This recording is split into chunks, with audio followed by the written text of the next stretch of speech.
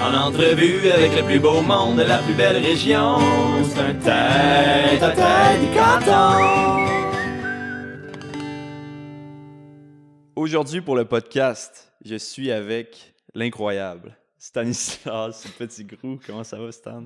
Salut Jules, re-bienvenue dans Cabane à sucre. Je pense qu'on peut mentionner que tu es un habitué de la place. Oui, effectivement, j'ai travaillé avec toi plusieurs fois, à plusieurs reprises. Toujours un plaisir. Ouais, écoute, t'es toujours de bonne conversation quand tu viens travailler, puis on touche vraiment beaucoup de sujets assez approfondis ensemble. Fait que je suis vraiment content de faire ça avec toi ce matin. J'aurais voulu avoir un micro dans le bois, mais mais finalement, on fait ça plus professionnel. Peux-tu me dire justement, Stan, pour commencer, qu'est-ce que tu fais dans la vie? C'est quoi ton métier? Principalement, je suis acériculteur. Je veux dire, je fais d'autres types d'agriculture. J'ai fait des légumes bio pendant longtemps. Là, je fais de l'ail. Je vends du bois cette année. Okay. Mais vraiment, le truc principal maintenant, c'est rendu la cabane à sucre. Je fais du sirop d'érable. J'en fais en grand contenant, en vrac pour la fédération. Puis j'en fais sans contingent qui est vendu au détail directement aux clients. OK, fait que si je comprends bien, tu travailles juste comme 2 mois par année. Il y a 2 mois par année qui sont très importants, qu'il faut que tout aille bien. Puis les 10 autres mois, failing to prepare is preparing to fail. Donc les 10 autres mois, c'est pour tout bien arranger pour que ça allait bien pendant ces 2 mois-là. OK, aïe, c'est drôle. Là, t'en as glissé un mot. Je voudrais commencer avec ça. C'est quoi le modèle d'affaires, ou plutôt, il y a comme une particularité dans le sirop d'érable. Qu'est-ce que tu veux dire par vendre à la fédération? Dans le sirop d'érable, il y a des quotas, donc il y a des contingents de production. Donc, c'est ça, il y a une partie du sirop qui est des entailles qui sont pour les contingents. Donc ça, c'est régi par, anciennement, ça s'appelait la Fédération des producteurs acéricoles du Québec. Okay. Maintenant, ils ont changé de nom, ils appellent ça Producteurs et productrices acéricoles du Québec. Okay. Mais le monde appelle encore ça la Fédération. Donc, ces contingents-là, il y a plus de réglementation, c'est plus encadré comment ce sirop-là il est produit. Mais ce sirop-là, on a le droit soit de l'envoyer en baril à des acheteurs autorisés ou à la fédération. Et à ce moment-là, c'est eux qui font la mise en marché. Okay. Ou on a le droit de faire de la vente qu'on appelle par intermédiaire. Donc, on a le droit de vendre ce sirop-là, mettons en canne, à une épicerie qui, eux, vont le revendre à la clientèle. OK, je comprends. Et l'autre côté, c'est du sirop que, justement, pour lequel il n'y a pas de contingent. Lui, on a seulement le droit de le vendre nous-mêmes directement aux clients. Mais ce qui est beau dans ce système-là, c'est qu'on a le droit de faire les deux. Et contrairement à d'autres productions qui sont contingentées, qui sont devenues des oligopoles, comme dans les œufs ou le poulet, ou qui sont en train de se concentrer en méga fermes, comme pour les quotas laitiers, en acériculture, pour commencer, n'importe qui a le droit d'entailler autant d'érable qu'il veut sans contingent, du moment qu'il le vende directement au client en contenant de moins de 5 litres. OK. Mais aussi, les contingents sont fixes. Donc, quand je reçois un contingent, il faut que je le mette à un endroit dans mon érablière, certifié par un ingénieur forestier, et le contingent ne bougera jamais de là. Donc, ça l'amène à bien gérer cette forêt-là pour qu'elle soit productive à long terme, mais aussi, ça l'empêche à des méga érablières de se former parce que les entailles contingentées sont réparties en petites sections un petit peu partout sur le territoire. Donc, si une érablière veut devenir très grosse, elle se ramasse en plein de petites sections un petit peu partout, tout éparpillé, elle est obligée de transporter beaucoup d'eau ou de concentré d'érable. Donc, ça a été voulu comme ça par la Régie des marchés agricoles pour que ça l'encourage à garder des petites entreprises de taille familiale à long terme. Wow! Puis, toi, ici, à la ferme, qu'est-ce qui représente... ben, premièrement, tu as combien de... On dit que tu as combien d'entailles, dans le fond? Puis tu as combien d'arbres qui donnent de l'eau d'érable, finalement? Ben, entaille puis arbre, ça sera pas tout à fait le même chiffre. OK. Ben, c'est ça. Il y a des arbres qu'on met 2 entailles. Il y en oui. a quelques-uns que j'en mets 3, C'est vrai. mais maintenant, j'en mets jamais plus que 3. OK. Donc, ça, contrairement à anciennement, qu'on pouvait mettre beaucoup plus d'entailles par arbre. OK. Ça, c'est pour perdurer à long terme, pour que l'arbre fournisse plus à long terme, j'imagine? Exactement, oui. C'est pour protéger la forêt. Puis on s'est rendu compte qu'il n'y avait pas beaucoup d'avantages à faire plus de trous en termes de récolte d'entailles par OK. arbre. Donc ici, tu vois, présentement, on est début février, j'ai 5200 entailles d'installer. OK. Le but pour cette année, c'est d'en avoir 6000. OK. Mais j'ai appris en décembre que j'allais avoir du nouveau contingent pour 3200 entailles de plus. De plus. Donc, le but, je dirais, d'ici 3 ans, c'est au moins 9000 entailles. OK, quand ici. même. Ouais. Puis, qu'est-ce qui t'a amené à te lancer dans le sirop? Ben, j'ai grandi là-dedans. OK. Mentionnons-le, ici, mes grands-parents ont acheté en 46. Wow! C'était vraiment une autre époque. Jusqu'à il y a 2 ans, je bouillais dans la vieille cabane à sucre qu'eux, ils ont bâtie en 49. Wow! Mais tu sais, ça l'a toujours été un à côté pour eux. Mon grand-père est ingénieur, c'est ma grand-mère qui s'occupait de OK. ça. Mais principalement, c'était une ferme laitière ici. OK. Donc, c'était un à côté. Même chose pour mon père. Il a fait du sirop toute sa vie, mais c'était un à côté. Lui était apiculteur. Ouais. Ben, je pense que le monde dans le coin connaisse bien le miel petit gros. Effectivement. Donc, j'ai grandi là-dedans. Je veux dire, je me rappelle, j'étais petit cul à l'école primaire, puis il était pas question que je reste en maison le soir. C'est sûr que j'allais à la cabane à sucre. Dans le temps des sucres, genre? Dans le temps des sucres. Même avant, pour entailler, des fois, je faisais juste pas aller à l'école pour une semaine Aïe, pour pouvoir sérieux? entailler. Donc, Aïe, j'ai vraiment grandi là-dedans. Ça a toujours été important pour moi.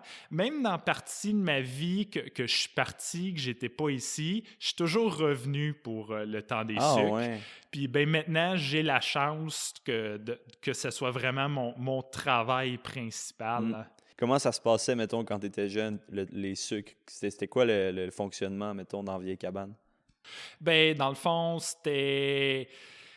Le système de tubulure était une plus vieille technologie. C'était pas comme aujourd'hui. On fallait pomper l'eau de où est-ce qu'elle se collectait jusqu'à la cabane à sucre. Puis là, il n'y avait pas d'osmose. C'était l'eau d'érable qui était directement bouillie. OK. Donc, on bouillait vraiment plus longtemps. C'était beaucoup, beaucoup d'heures de bouillage dans le vieux shack, dans le fond du bois, pas d'électricité. Mais c'était pas au bucket? Non, c'était en tubulure. OK, Moi, je l'ai OK. toujours connu à la OK, quand même, tubulure. OK. Puis c'est ça, tu sais, il y avait beaucoup de bouillage, puis un petit peu de canage, de filtration, de sirop. Maintenant, c'est l'inverse, tu sais, c'est un petit peu de bouillage avec les osmoses, puis beaucoup, beaucoup sur la filtration, la mise en baril du sirop. Puis c'était-tu le party là-dedans? Y avait-tu une gang ou... Non, justement, ben ça, je pense que c'est plus on associe beaucoup cette ambiance-là à la cabane à sucre, ceux qui récoltent à boquette, qui n'ont pas le choix d'avoir une grosse gang. Mais nous autres, c'était vraiment une cabane tranquille, dans le fond du bois, c'était très familial. Vraiment, souvent, c'était juste moi puis mon père. Mes autres frères, ma mère, ils venaient des fois, mais c'était vraiment l'ambiance d'hommes tout seuls dans leur cabane, dans le fond du bois. Un peu coureur des bois, là. Oui. Puis, tu sais, vu qu'on passait beaucoup d'heures là à bouillir, tu sais, on mangeait là, on restait là tard le soir, fallait cuisiner là. Sur la petite truie, genre, ou le petit poêle à bois. Oui, c'était pas la truie que tu as vue dans ce temps-là encore, mais oui, la seule forme d'énergie, c'était le poêle à bois. Fait que, tu sais, je m'ennuie de l'ambiance de la vieille cabane, mais d'un point de vue de produire quelque chose d'alimentaire, on est vraiment mieux dans la nouvelle cabane. Ouais, c'est ça. Dans le fond, tu sais, ce que tu as dit, avant, on passait beaucoup de temps à bouillir, moins de temps à canner, puis là, c'est l'inverse. Ça prouve en fait que le taux de rendement est complètement ailleurs, là, dans le fond. Oui, bien pour commencer, le rendement à l'entaille, je veux dire, à cette époque-là, on produisait environ 1 livre de sirop par entaille. OK? Maintenant, j'ai une moyenne de 5 livres par entaille. Ouais. Donc ça l'a complètement changé, mais d'un point de vue de la vitesse de production aussi, ça l'a changé. Ben ouais. Parce que maintenant, ben, le plus gros changement, c'est l'osmose ou les nanofiltrateurs, que j'enlève 95% de l'eau mécaniquement avant de passer à l'évaporateur, avant de la faire bouillir. Donc, pour chaque heure que je bouille, je fais 20 fois plus de sirop qu'avant. OK. Donc là, l'eau, elle coule, l'eau d'érable, OK, elle coule quand c'est en bas de zéro pendant la nuit, puis quand c'est en haut de zéro pendant le jour, c'est ça? Oui, au moment du dégel, ça va être la plus belle coulée, OK. typiquement. Si ça reste dégelé, ça va continuer à couler, mais le rythme va quand même beaucoup diminuer. OK. Puis, peux-tu m'expliquer pourquoi la saison dernière, 2021, a été aussi atroce?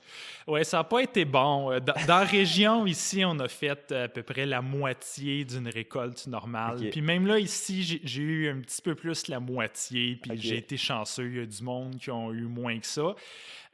C'est resté froid vraiment tard au printemps. J'ai eu les premières coulées à la mi-mars, puis après ça, ça l'a réchauffé d'un coup.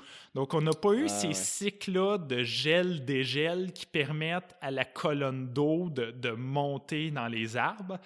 En plus, le sol était dégelé sous la couche de neige. Parce que même si on avait un hiver très froid, la neige avait isolé le sol. Donc, il n'y avait pas gelé.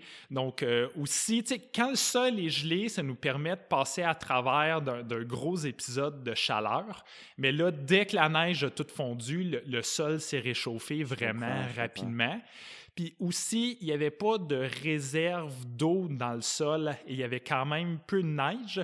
Donc, il n'y a pas plu au printemps. Donc, le sol n'a pas eu son apport en eau qui amène la poussée racinaire qui permet à l'eau qu'on récolte de monter dans l'arbre, mais de monter assez haute dans l'arbre pour aller dissoudre la partie des sucres qui se retrouvent dans les bourgeons de l'érable. Donc, il y a eu peu de coulées, mais il était peu sucré en plus. Aïe, aïe. Puis, dans le fond, tu sais, toi, tu es un peu, pendant le temps des sucres, tu es complètement, si on veut, soumis à l'environnement, à qu'est-ce que l'eau, qu'est-ce que le climat va te donner, dans le fond, là. J'ai aucune espèce d'hygiène de vie pendant le temps des sucres, d'heures de sommeil, d'être réveillé, mon alimentation, mais mais c'est une période que j'aime beaucoup. D'adrénaline, genre? Ouais, c'est ça. C'est un peu comme si je run sur mon adrénaline, puis là, quand il y a un regel, que ça redevient froid, là, je me pogne des crashs genre majeurs. De t'hiberne, genre. Ouais. Ah ouais, c'est drôle. Mais tu sais pas non plus, par contre, comme, tu sais pas qu'est-ce que ça va te donner, tu sais, nécessairement, là, une année ou une autre peut vraiment dépendre. Comment dire, c'est dur d'estimer précisément combien de volume tu vas faire cette année parce que c'est dépendant de qu'est-ce que la température va être, puis etc. Oui, il y a des facteurs qui peuvent nous donner des indices à l'avance, mais on le sait comment une saison va être quand que la saison est finie. Puis c'est la même chose au jour le jour. Des jours, ils peuvent annoncer bien chaud, puis finalement, ça coule pas, fait que je me ramasse à pas bouillir. Puis d'autres journées, il peut faire -2, puis comme je pense que ça coule pas, puis je vais voir dans les bassins dehors, puis ils sont tous pleins, tu sais. C'est toujours une surprise. C'est pas moi le boss dans le temps des sucres, c'est les érables. Là. C'est ça. Puis tu fais, mettons, combien d'heures, semaine pendant le temps des sucres, genre? Et ça peut varier, tu sais, comme quand des fois, en plus d'avoir travaillé toute la journée, il faut faire toute la nuit aussi. On fait toute la nuit aussi, là, c'est... je ne compte pas. Non, c'est ça. Puis ça dure à peu près 2 mois. Un peu moins, peut-être? Tu vois, le plus tôt que j'ai commencé, ça a été le 14 février, Oh, ça sent bien. mais j'ai déjà commencé le 30 mars. Puis le plus Quand même. tard que j'ai fini, c'est le 23 avril, mais j'ai déjà fini le 15 mars aussi. Aïe, aïe. Fait que ça peut durer 2 semaines, comme que ça peut durer Ok. au-dessus de 2 mois. L'année passée, ça a fini tôt, là, me semble. Ou Ça a l'a quand commencé même tard? fini tôt. On a quand même fini en avril parce que Ah, ok. c'est redevenu froid après la grosse vague de chaleur qu'il y a eu. Mais vu que le sol était dégelé, les bourgeons avaient commencé à ouvrir. Fait qu'on a arrêté de faire ce qu'on appelle du bon sirop. Il est bon quand même, mais il y avait un défaut de saveur Ok. dedans. OK. Ouais. Puis, te considères-tu un farmer, un fermier?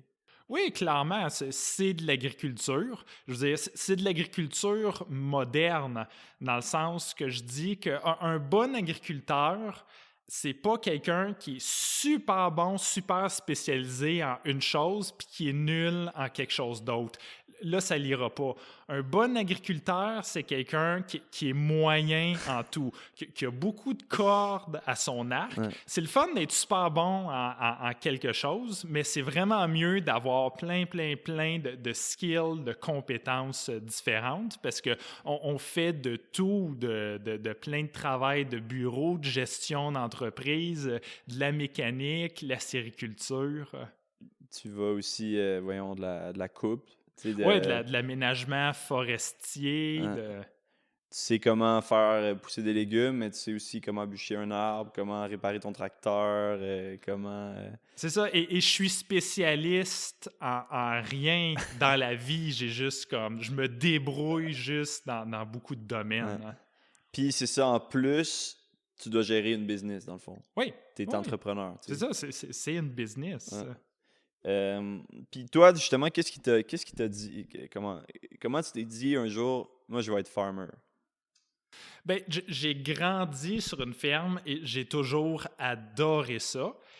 C'était pas clair dans ma vie que j'allais être agriculteur. Donc, je veux dire, je suis parti d'ici, j'ai beaucoup voyagé. J'ai quand même eu un 9 ans que j'ai passé la 9 ans. majorité du temps à voyager, à travailler dans l'Ouest. J'ai fait mes sciences appliquées. Puis à ce moment-là, c'était pas clair que j'allais être agriculteur.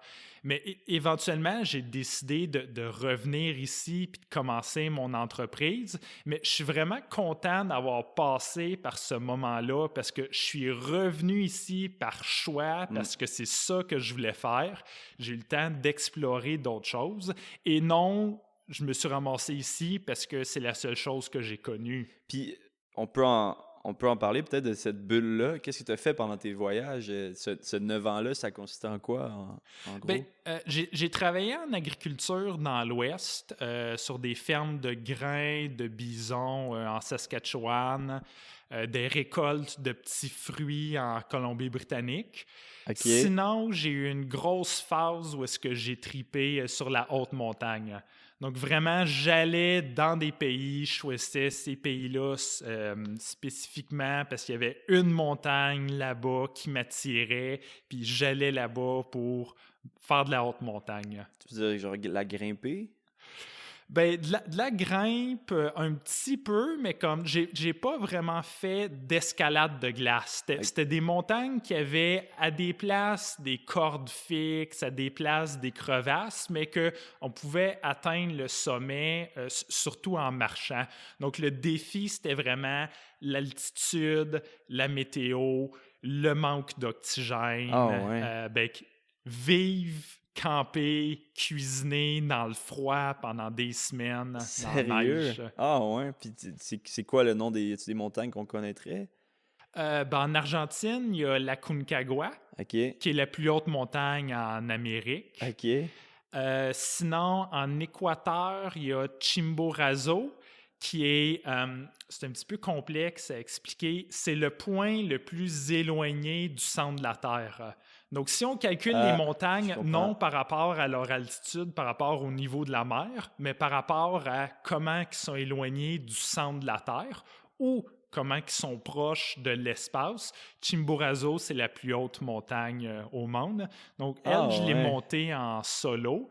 Quoi? Sinon, j'ai aussi fait Cotopaxi en Équateur avec un guide, parce que c'est une montagne assez dangereuse. Ça, c'est le plus haut volcan actif au monde. Aïe, aïe.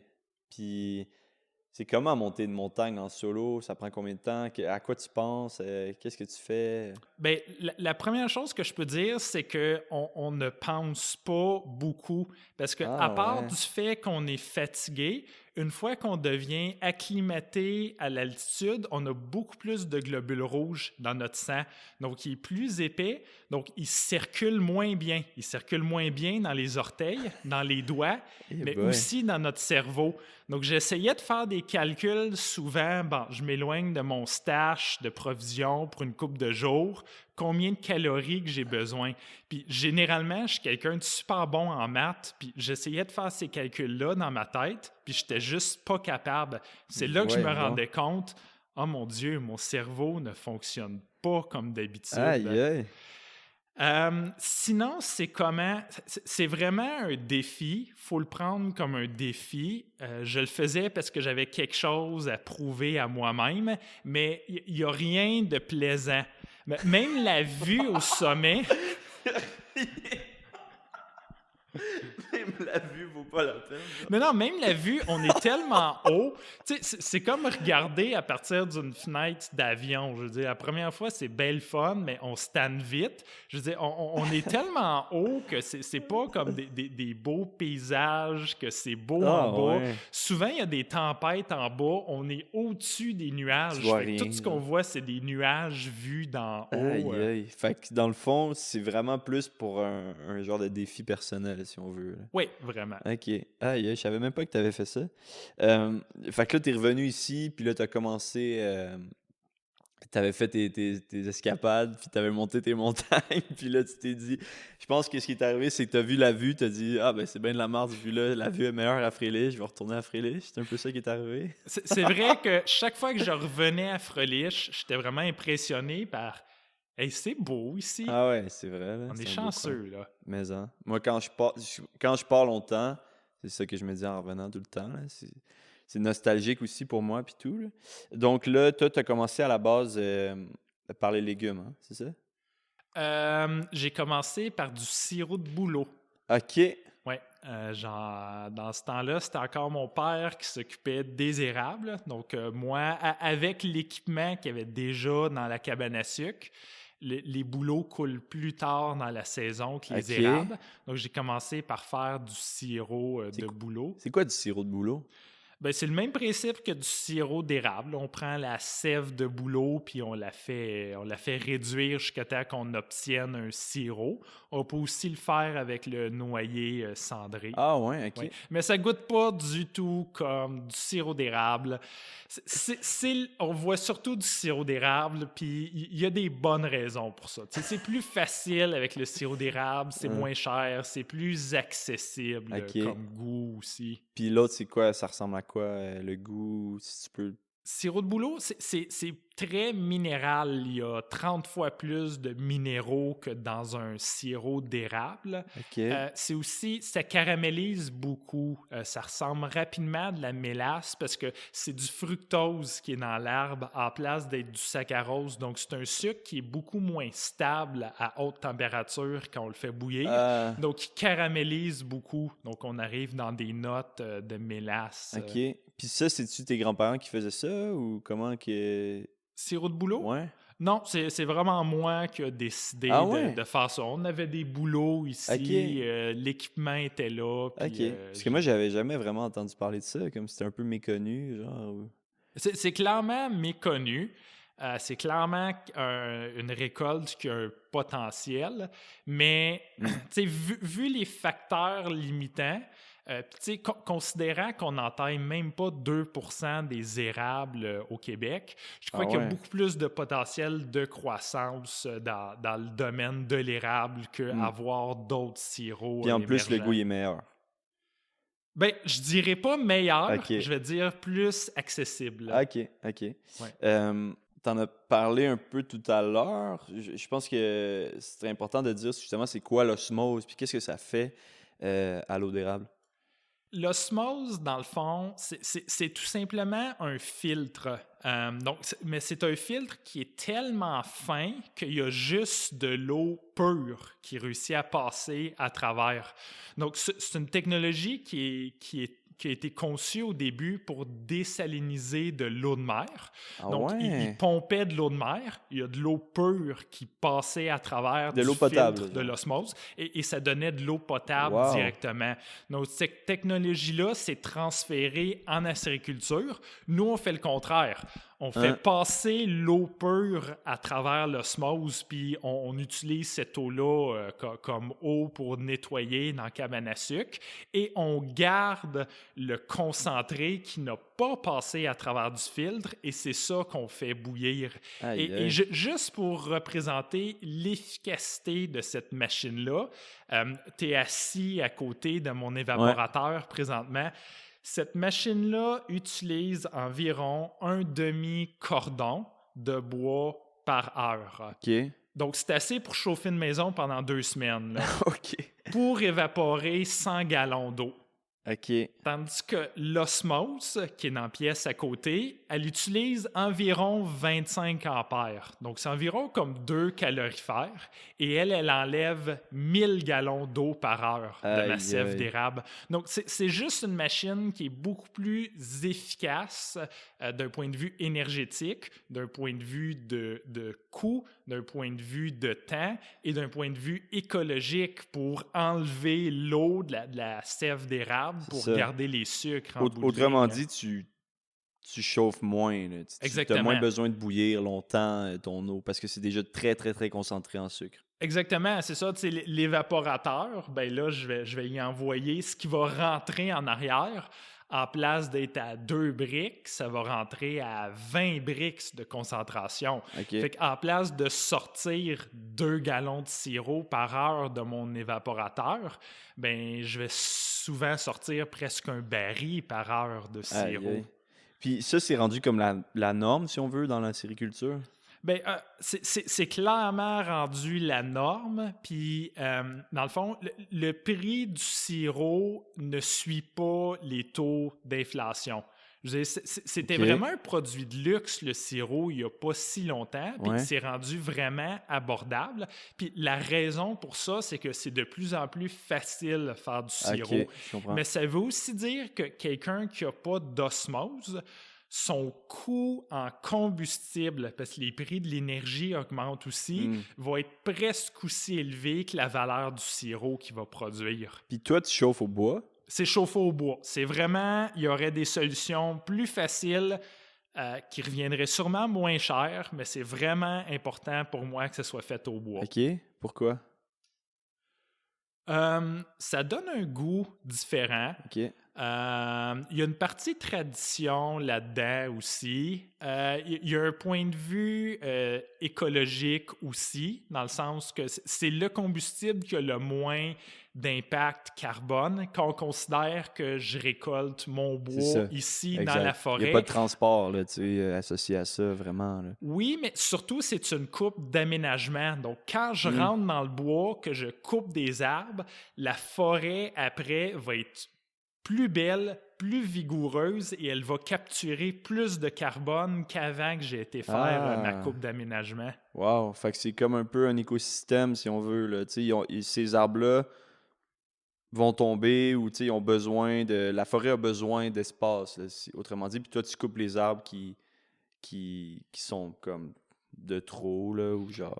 Des arbres malades, des arbres qui nuisent à des espèces qui sont plus désirables, des arbres qui sont en fin de vie. Ceci étant dit, si j'arrive à un arbre comme que je veux pas dans mon bois, un hêtre ou un arbre qui est en fin de vie, qui n'a pas de repousse en dessous, je vais le laisser là. Par exemple, si j'arrive et que je vois qu'il y a une très belle repousse en dessous qui attend juste d'avoir de l'espace puis de la lumière, ben là, je vais le couper, cet arbre-là. OK, je comprends. Puis justement, dans le fond, les les pannes, parce qu'il y a des pannes avec ton concentré dedans, puis eux autres, ils sont sur le feu. Ça, sur le feu de bois.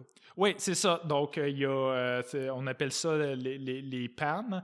Donc, à l'arrière, c'est une panne qu'on appelle à rayon. Donc, c'est un petit peu comme un radiateur. Donc, elle est faite pour échanger très efficacement la chaleur entre le feu de bois puis le réduit d'érable qu'il y a dedans.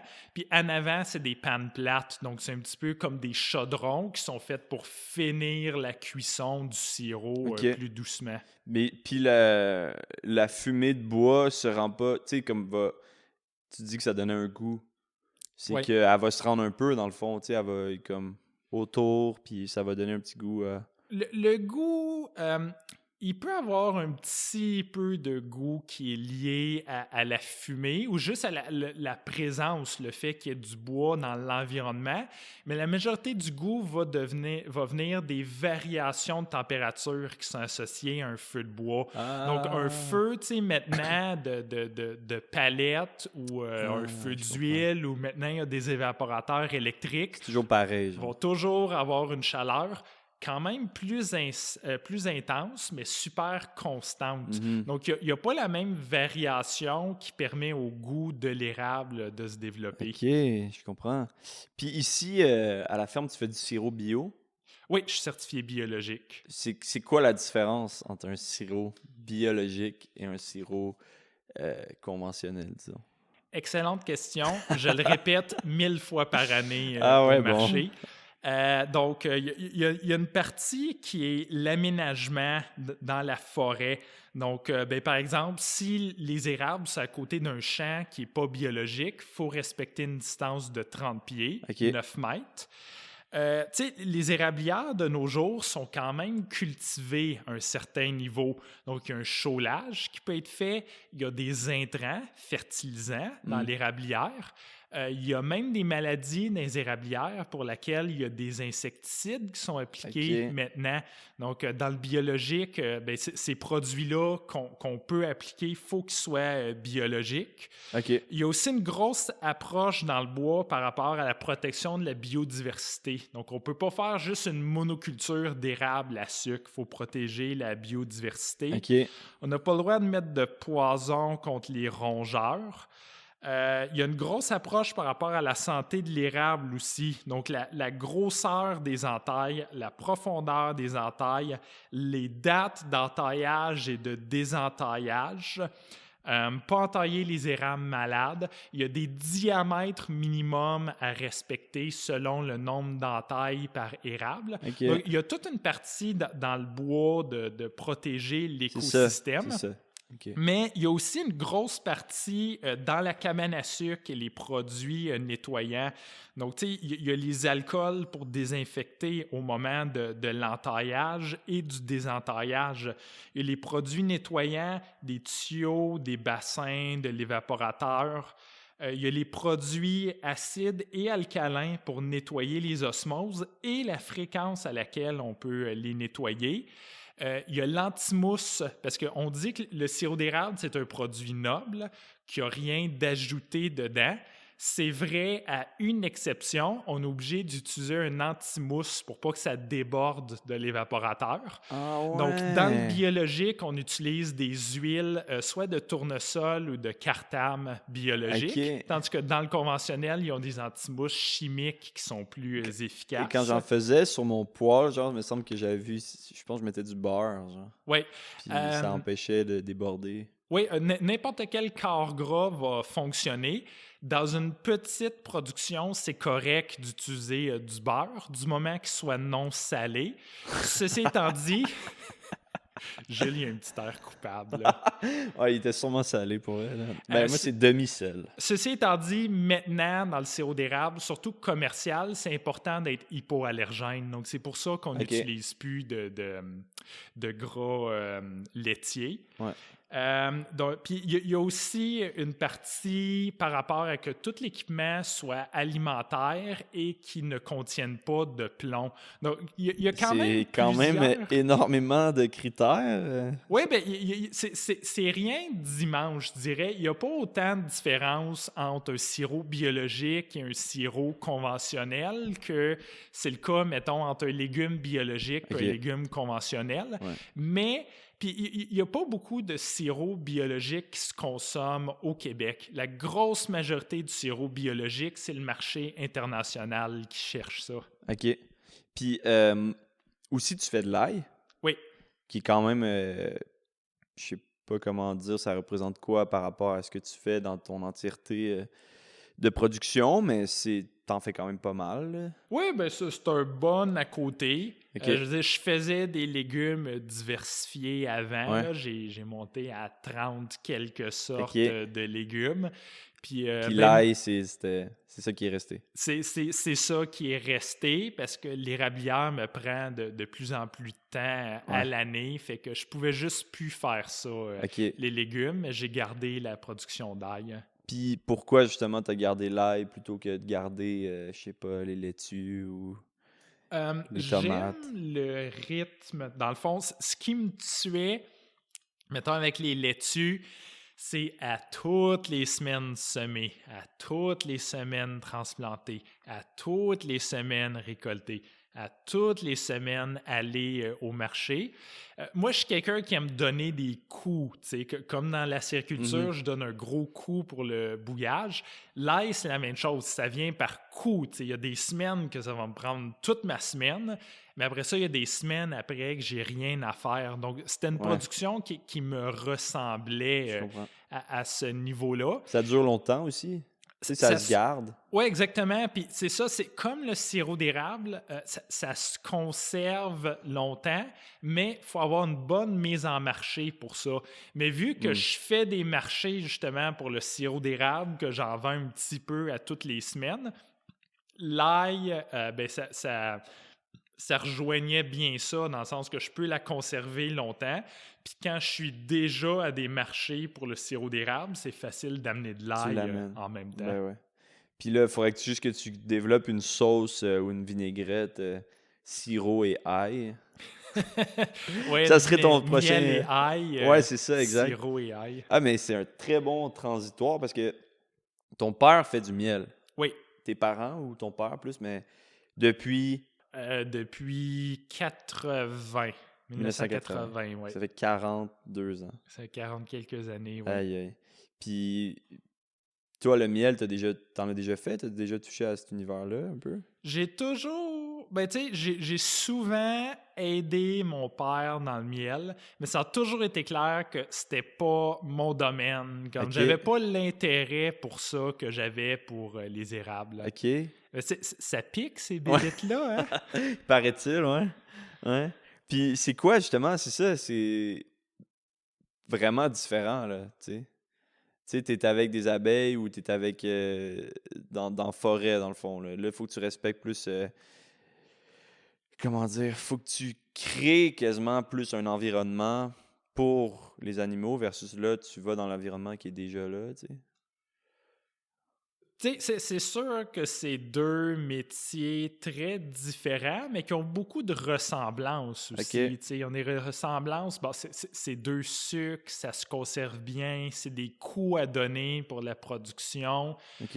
Autant que, tu sais, quand tu travailles dans tes ruches, t'es là, t'as un suit pour te protéger, t'es dans un environnement assez extrême parce que t'es super habillé dans la grosse chaleur l'été.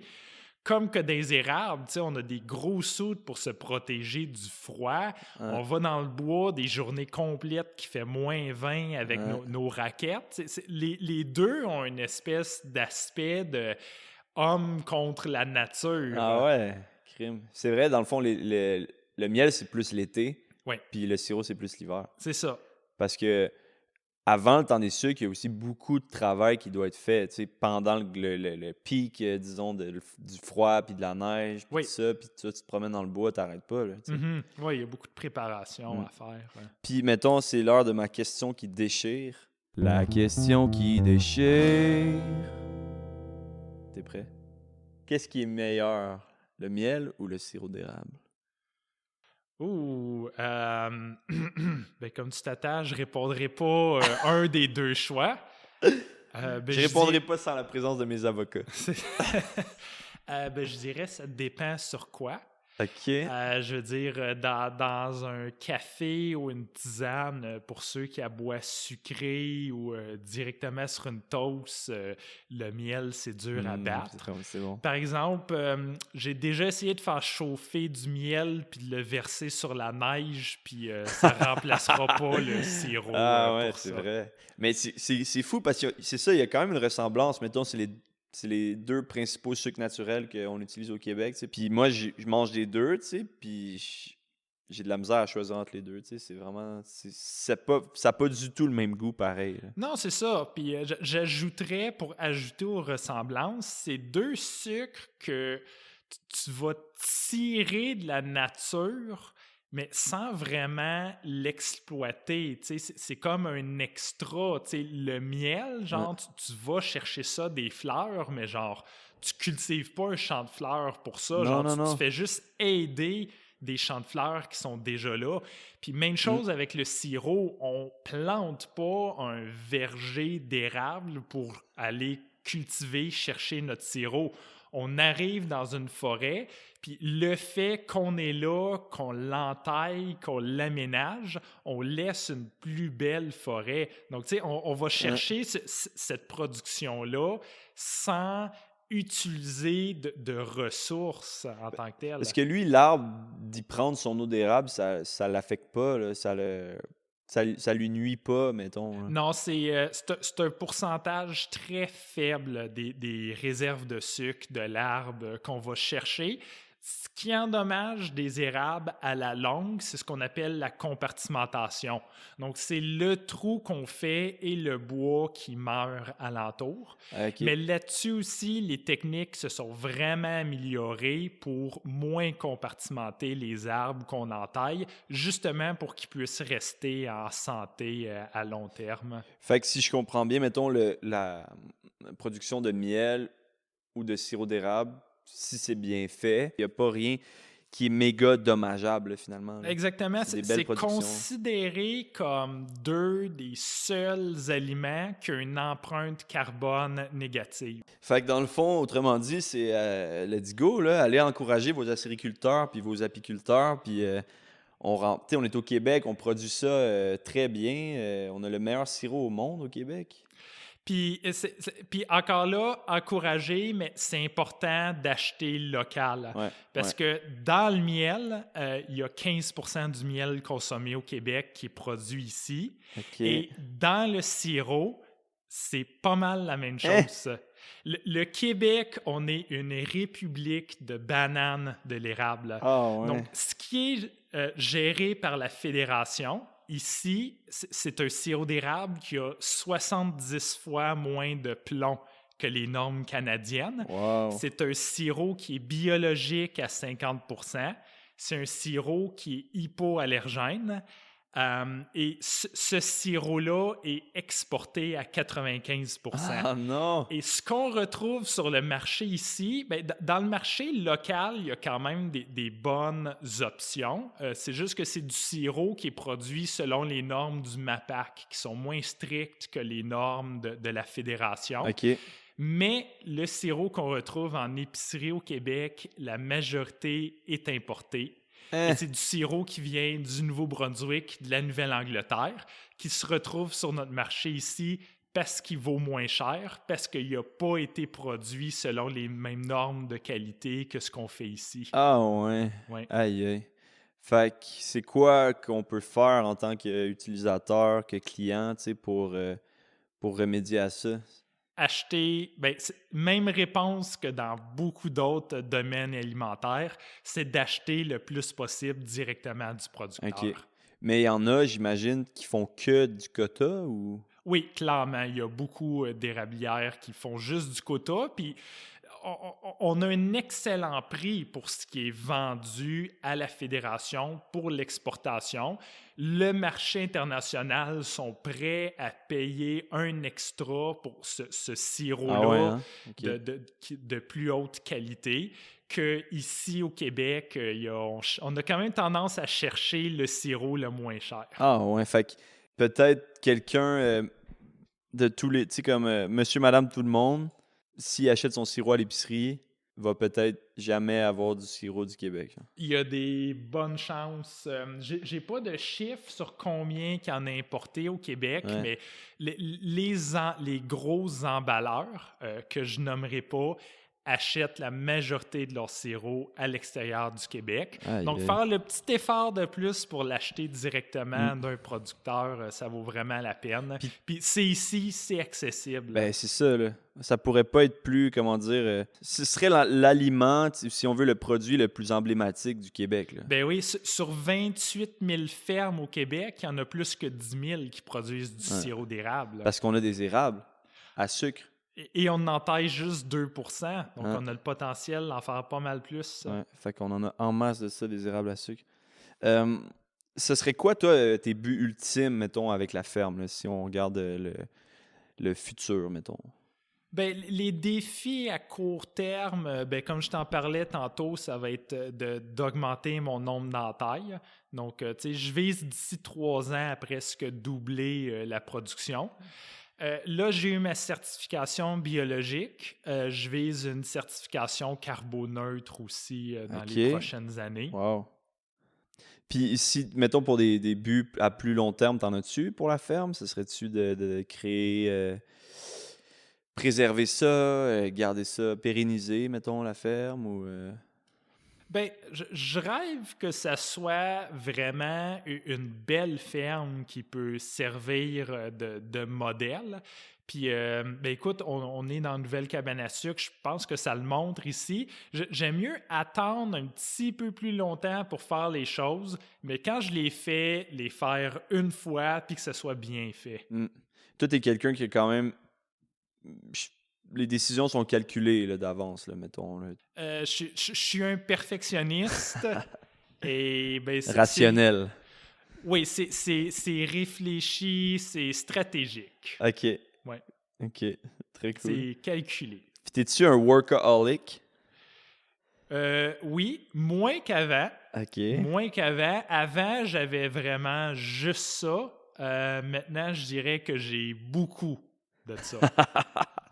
Fait que, mettons, toi, comment dire, tu sais, il n'y a pas de journée off. C'est très rare. Il y a des journées plus relax, OK. mais comme je suis toujours dedans. J'y pense. Même si des fois je fais pas grand-chose sur le terrain, Ça travaille. Ouais, ça me travaille quand même. Je suis quand même en train d'y penser. Là. Puis t'es-tu d'accord avec cette phrase tellement classique pour les entrepreneurs, faut pas compter les heures? Je compte pas mes heures. Tu me l'as demandé tantôt, combien d'heures tu travailles? J'en ai aucune idée. Ah ouais, là. hein, c'est ça. C'est vraiment pas pareil. Hein? C'est un mode de vie plus qu'un travail. Ça l'englobe tout. Là.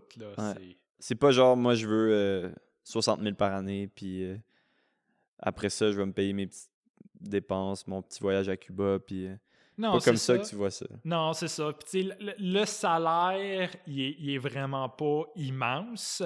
C'est le projet, c'est la ferme, c'est l'entreprise qui prend de la valeur. Ouais, c'est ça. Aïe, aïe, c'est très cool. Puis là, j'aimerais donner un petit shout-out à mon ami Jean-Simon Ouellet qui est venu ici faire ses études, ses leçons, puis que là, il vient de se lancer en affaires sur la 237 avec sa belle cabane à sucre, l'atelier sur la 237. Je pense que cette année, il se lance pour une première récolte, puis on lui souhaite peut-être une meilleure année que 2021. Ben, j'y souhaite. Puis c'est ça, il a fait son stage ici. Puis il a vraiment été super. Il est resté jusqu'à la fin. Il a tout désentaillé. Il t'a tout volé tes brevets puis tes idées. Ah, ben, c'est le fun. Tu sais, on va être compétiteurs, mais on va pouvoir travailler ensemble. Ben Ça oui. va vraiment être le fun pour ça. Puis sa cabane à sucre est super cute. Ouais. Puis c'est un modèle différent de moi. Moi, j'aime ça être ici, loin du chemin, tranquille dans ma cabane. Lui est sur le bord du chemin. Fait que je pense qu'il va avoir pas mal de Effectivement. visites. Puis il a été chanceux, lui aussi, juste comme ça, la première année comme qui commence. Il y a un manque de sirop au Québec. OK. Donc, il a eu la chance d'avoir des quotas de la fédération en partant. Donc, c'est une belle valeur ajoutée. Puis, comme moi, il va pouvoir faire les deux. Du sirop pour la vente directe, puis du sirop contingenté. Puis ça, les quotas, c'est quoi? Ils tirent dans un chapeau, genre? Comment ça marche? Ben, des fois, c'est par tirage. Il y en a un certain nombre par année pour la relève, donc ceux qui ont fait leurs études là-dedans.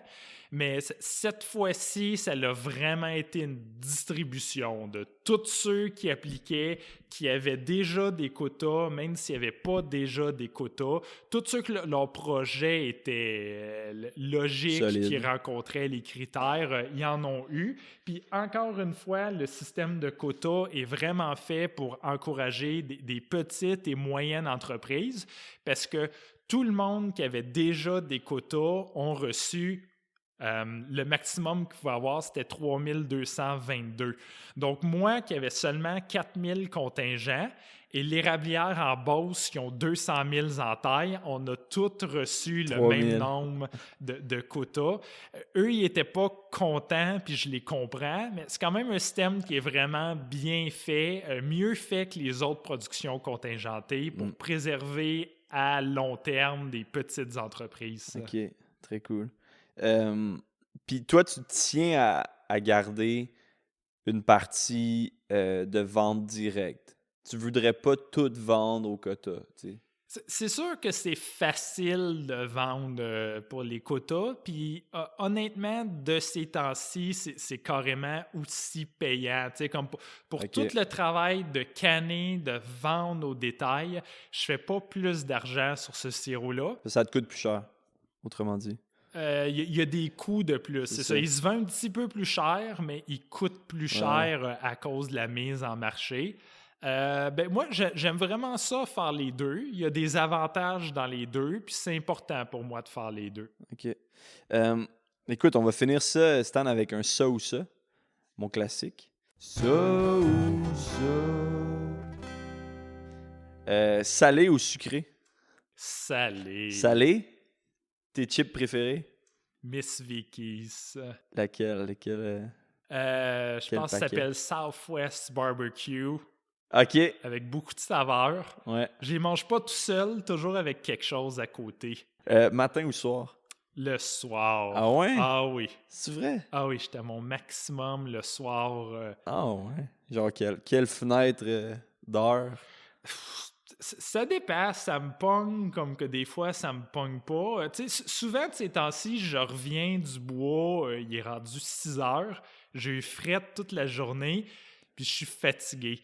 Fait que là, je me pogne un bon down jusqu'à 8 heures. Puis là, c'est rendu à 8 heures, je me suis pas endormi. Là, je suis plein d'énergie. Ah ouais? Fait que là, je vais revenir ici, c'est mon atelier aussi, puis je vais réparer des trucs souvent jusqu'à minuit. Sérieux? Puis des fois, tu t'endors avant 8 heures. Tu vois, hier soir, ouais, c'est ça qui est arrivé. Ah ouais? Ben, c'est drôle que tu me dis ça parce que t'es quand même... Tu sais, tu te lèves tôt le matin pareil. Tu te lèves le matin pareil. Oui, je me lève, puis ça l'aide vraiment à mon rythme de vie d'avoir des gens qui travaillent ici parce que j'ai pas le choix d'être le premier sans job, puis d'être là, puis d'être motivé, tu sais. Mais tu sais, quand j'ai personne qui rentre le matin, j'ai tendance à traîner les pieds un petit peu plus. Ouais, c'est clair. Bière ou vin? Bière, IPA. IPA, that's it. IPA. Ah ouais, hein? Ouais. Tu veux rien savoir d'une Pilsner ou d'une Rousse ou d'une Stout? Des fois, des stouts pour changer le mal de place. Tu sais, des sessions, mais faut que ce soit bien Ok. houblonné. Toi, c'est bière. une IPA par jour et éloigne le docteur pour toujours. Tu m'as déjà dit, c'est rare que tu bois plus que 2 bières, genre. Non, c'est ça. Je suis du genre à aimer ma bière, une bière, presque à tous les jours, mais c'est très rare que je dépasse 2. Aïe, c'est drôle. Employeur ou employé? Ben, je suis un employeur, Ouais.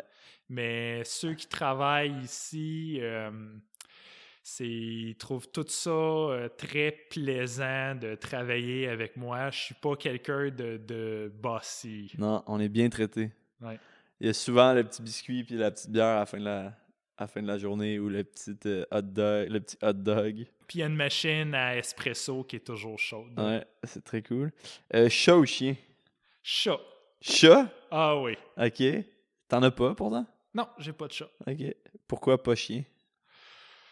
Je sais pas, j'aime les chats, j'aime les moments qui vont donner vraiment beaucoup d'affection, puis après ça, ils sont calmes, ils vont faire leur propre truc de leur bord. C'est moins demandant. Genre. Ouais, je ressemble beaucoup plus à un chat dans mon caractère. Parce que c'est justement, ça fait un bon lien pour ma prochaine question. Aimerais-tu, pour le reste de ta vie, être toujours tout seul, genre tu vois jamais personne d'autre, ou l'inverse, pour le restant de ta vie, il y a toujours plein de monde avec toi, genre? C'est triste, mais moi, j'aimerais vraiment mieux toujours être tout seul. Mais mon rythme, c'est beaucoup de temps tout seul, suivi par des petits moments où est-ce que je suis très extraverti. Ok. Donc, quand tu me vois, je suis super extraverti, Ouais. mais c'est parce que j'ai eu des longs moments avec juste moi-même pour charger mes batteries. Été ou hiver? L'hiver, Ok. Pourquoi? les longues soirées, le froid, je suis un homme de froid. Tu sais, c'est pas un hasard que je partais en voyage en Amérique du Sud, puis genre, au début, c'était même pas voulu. Pour beaucoup, je me suis rendu compte, hey, je viens en Amérique du Sud, je me ramasse toujours dans les montagnes, dans la Où il neige. fait froid. Genre, là. j'aime pas ça, la plage, moi. là. Ah ouais, hein? Non. T'aimes pas la plage? T'es-tu un nageur ou pas pantoute? Ben, un peu, mais tu sais, quand ça fait une semaine que, genre, je suis en quelque part à une plage, il est temps que je retourne dans les montagnes. Ah ouais, c'est drôle. Dernière question. Tu peux garder seulement un des deux. Tu choisis-tu ton tracteur ou ton automobile? J'aime beaucoup mes Subaru, OK. mais ben, je suis clairement un gars de tracteur. Là. Ah ouais? Ouais. Fait que si t'avais le choix, tu garderais plus le tracteur. Oui. En termes de préférence personnelle, mais en termes d'utilité aussi. Tu trouves plus utile le tracteur que la voiture? Je pourrais pas me passer de tracteur pour ce que je fais ici. L'auto, ben c'est sûr, c'est pour aller faire les commissions. Là. J'en ai besoin aussi, mais mon outil de travail, c'est plus le tracteur. Fait que techniquement, si, mettons, tout était livré ici, mettons, épicerie et autres, machin, tu pourrais, mettons, même pas avoir d'auto, puis... Ce serait compliqué. Écoute, merci mon Stan. On va se revoir sûrement bientôt. Puis pour ceux, mettons, qui veulent t'acheter du sirop ou de l'ail ou t'encourager, comment qu'on fait ça? Ben, je suis toutes les semaines au marché de Sutton. Sinon, ben, il y a le libre-service chez mes parents, 173 Richford. Souvent, ils sont pas là, mais le libre-service, il y a toujours du miel, du sirop en saison, de l'ail puis du change dedans. Du chant. Très cool. Merci Stan, puis bonne journée. Cool, merci Jules.